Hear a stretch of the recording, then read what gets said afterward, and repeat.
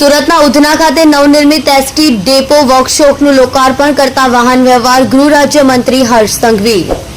સુરતના ઉધના ખાતે રૂપિયા 4.72 કરોડના ખર્ચે સુરત એસટી વિભાગ દ્વારા નવનિર્મિત આરસીસી ફ્રેમ સ્ટ્રક્ચર વાળા સુવિધાયુક્ત ડેપો વર્કશોપનું વાહન વ્યવહાર ગૃહ રાજ્યમંત્રી હર્ષ સંઘવીના હસ્તે લોકાર્પણ કરાયું।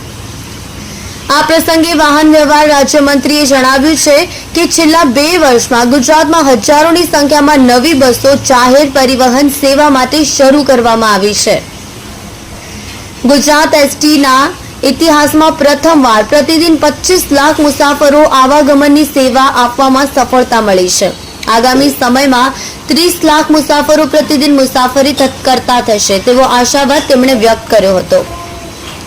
સુરતમાં નવા ડેપો વર્કશોપ સ્થાનિક બસો માટે ખૂબ ફાયદાકારક નીવડશે એમ જણાવી વધુમાં તેમણે કહ્યું હતું કે મુખ્યમંત્રીના માર્ગદર્શન હેઠળ 2 દિવસ અગાઉ નવી 20 હાઈટેક વોલ્વો બસોની શરૂઆત કરવામાં આવી છે, જેમાં સુરતને 8, રાજકોટને 8 અને વડોદરાને 4 બસો ફાળવવામાં આવી છે।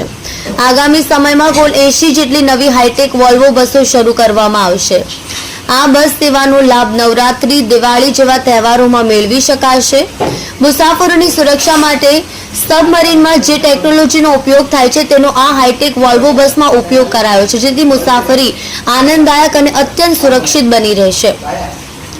સુવિધાયુક્ત નવીન વર્કશોપમાં tyre room, mechanical rest room, oil room, store room, water room, electric room, record room, depot manager cabin, admin office, class 1-2 rest room, dormitory અને શૌચાલય, હેન્ડીકેપ શૌચાલય જેવી સુવિધાઓ ઊભી કરાઈ છે।